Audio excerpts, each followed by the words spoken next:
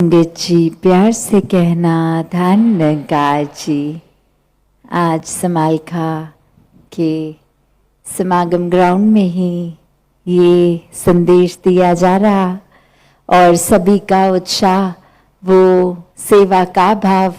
हर जगह यहाँ मैदानों में दिख रहा है कि किस तरह ये समागम के प्रति उत्साह, ये अपनी भक्ति को और मजबूती प्रदान करने के लिए उत्साह, मन में एक दूसरे को अकोमोडेट करने का उत्साह कि सभी दूर दूर से आए हैं और सभी इस निराकार के प्रेमी, और कैसे ये स्थान, ये मैदान, चाहे एक लिमिटेड जगह पर दिल सभी के विशाल, एक दूसरे को प्राथमिकता देते हुए, एक दूसरे को अपने से ऊपर रखते हुए, यही संतों का उद्देश्य हर समय रहा है कि हर कोई अपने जीवन में इस ब्रह्म ज्ञान से मुकम्मल हो, अपने जीवन में ब्रह्म ज्ञान को उतारे, अपने जीवन में इस निराकार को ही हर समय बसा के एक निराकार से ही फिर वो प्यार बनता जाए। एक अपने जीवन में इस तरह हर समय एक एक पल को बिताएं कि फिर कोई नज़रिया भी किसी का कैसा हो, उसमें एक हमें फर्क नहीं पड़ता, क्योंकि हर कोई अपने बैकग्राउंड से है, एक अपने कल्चर से है, किसी तरह भी खाना पीना उठना बैठना एक रीति रिवाज सभी के, तो हर एक को अपनाना और वही भाव कि हर एक में निराकार को ही देखना है, तो सभी श्रेष्ठ हैं। तो मन में वही भाव युगों युगों से जो संतों ने सिखाया कि कैसे एक जीवन को पूर्णता से जीना है, ये बहुत ही लाइटली नहीं लेना। सिर्फ वो बात नहीं कि ब्रह्म ज्ञान तक की यात्रा है, पर यात्रा तो ब्रह्म ज्ञान से शुरू होती है कि अब जब ये निराकार है, हर समय इसका एहसास है, तो कैसे जीवन जी रहे हैं। तो क्या वाक्य में ये जो ब्रह्म ज्ञान लिया वो समझ आया, उसको जीवन में उतारा, या फिर आंख बंद करके ही उजाला होने के बावजूद जीते चले जा रहे हैं। एक अपने जीवन में जहां हर एक के साथ सहयोग करते हुए, एक दूसरे को प्यार करते हुए ये जीवन को जीना है, वहां कहीं फिर एक खुदगर्जी का भाव तो नहीं आ रहा। कहीं इधर मैदानों में भी हम कुछ ये तो नहीं कर रहे कि किसी से कुछ तसला छीन के खुद करने लग गए, एक खुद को दिखाना कि हम सेवा करने आए हैं तो ये सेवा मिले। तो संतों ने तो हमेशा से एडजस्ट किया है कि जब एक भाव ही समर्पित है तो फिर एक सेवा का एक्ट फिर वो नहीं रहता, वो हर समय की ही सेवा है, चाहे घरों से निकलने के समय समागम के लिए या ये सेवा के लिए आ रहे हों, चाहे किसी कारणवश आ भी नहीं सक रहे, और कैसे एक आने के बाद भी सिर्फ एक कुछ सेवा को भी जो फिजिकली अगर कर रहे हैं, चाहे वो कहीं भी लगी हो या फिर एक अपने योगदान रूप से ही सेवा कर रहे हों, तो वो दिखावा मात्र नहीं रहता, वो सिर्फ एक फिजिकल एक्सरसाइज की तरह नहीं कि कर लेंगे एक आध घंटा दिन में तो तंदुरुस्त रहेंगे। एक सेवा का भाव अगर नहीं तो फिर वो सिर्फ एक शारीरिक हिलना डुलना, वो मूवमेंट तक ही रह जाएगा। तो कैसे अगर सेवा में वाकई ही अपने आप को पूरी तरह उतारना है तो मन से शुरुआत करनी होगी। एक भाव संतों के, चाहे आज श्रवण किए या श्रवण करते आए या समागम पे भी श्रवण होंगे, वो सिर्फ बोल नहीं, वो सिर्फ अच्छी बातें, अच्छे एग्जाम्पल्स नहीं, अच्छी कहानियाँ नहीं, वो एक हमारे जीवन में उतर जाए तो सिर्फ कान तक ही ना रहे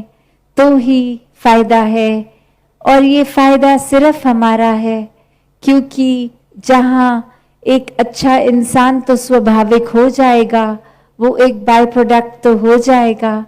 उससे ज़्यादा गहराई इस निराकार के जुड़ाव से होगी कि जितना ज़्यादा ये संतों की वाणी को श्रवण करेंगे, तभी नाम भी सत्संग है कि सत्य का संग,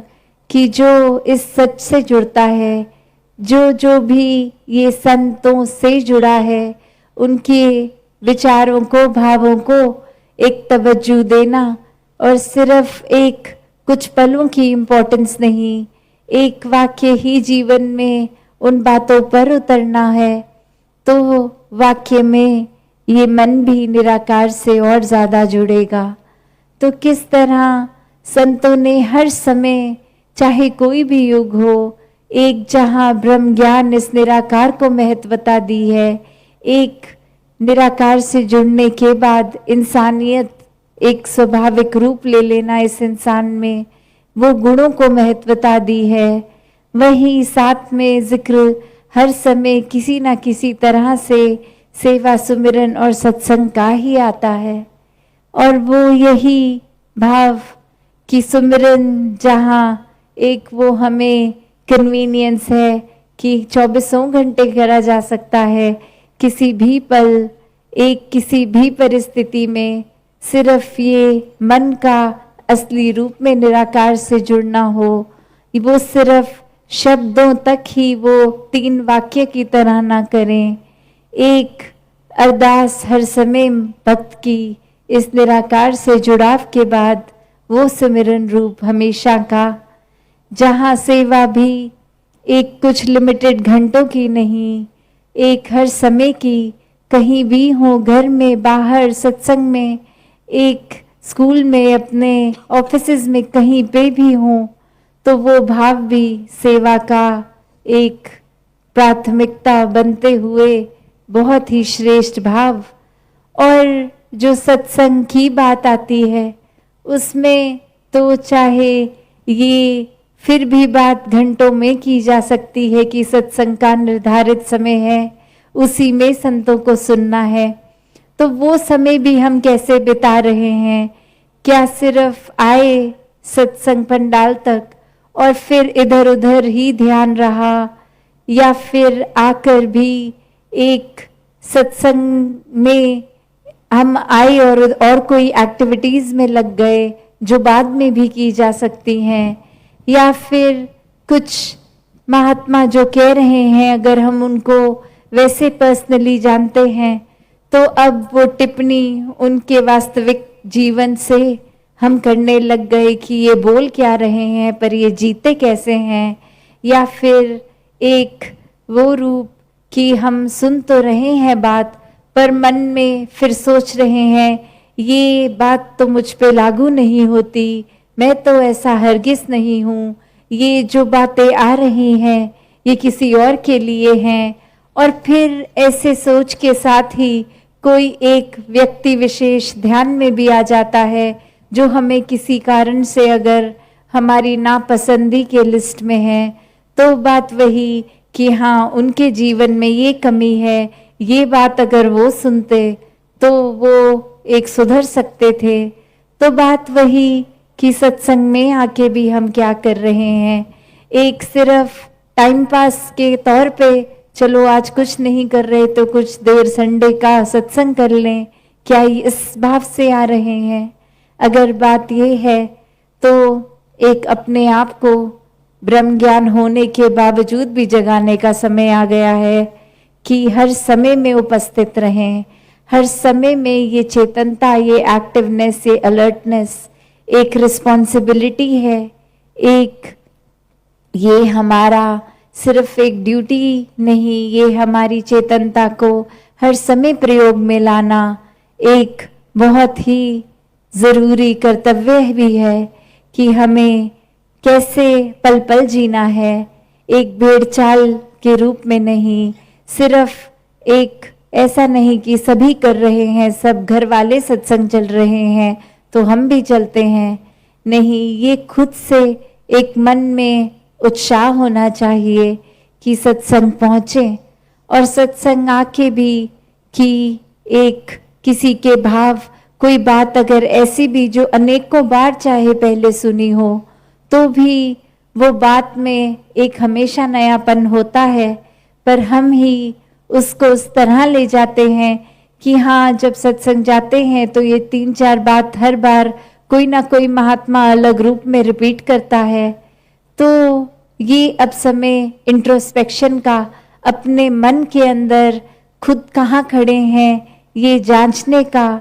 कि ये बातें सिर्फ बातें नहीं हैं। ये अगर इतनी बार निराकार कान में डाल रहा है तो खुद को टटोल के तो देखें कि सिर्फ ये एक कान से जाने वाली, एक कान से अंदर बाहर नहीं है। ये वाक्य ही बार बार बातें सामने आ रही हैं क्योंकि ये गुण, ये चीज़ें अभी जीवन में नहीं उतरी हैं। उसको और ज़्यादा गहराई में जा सकते हैं। जैसे अगर कोई चीज़ है भी जीवन में, हमेशा एक हर चीज़ की, जैसे कहते हैं, अति बुरी होती है, पर ये निराकार से जुड़ाव की अति बुरी नहीं है। ये तो हर बार जैसे कोई चीज़ को प्रैक्टिस भी करते हैं, अगर कोई म्यूजिकल इंस्ट्रूमेंट को या कोई एक गायकी का रियाज, तो हमेशा यही कहा जाता है कि जितना करोगे उतना सुधरोगे, प्रैक्टिस मेक्स परफेक्ट। तो बात वही कि हम जितना ज़्यादा कोई भी चीज़ अगर जीवन में है और वो सुन भी रहे हैं सत्संग में, फिर भी वो ऊपरी लेवल तक ही हो सकता है जीवन में उतरी हो। उसको और गहराई में जाना है, उसको और इस तरह जीना है ताकि फिर भक्ति में भी प्रैक्टिस मेक्स परफेक्ट वाली बात हो। तो अब घड़ी की ओर नजर, दासी अपनी बात को यहीं विराम देगी। साथ संगत जी, धन निरंकार जी।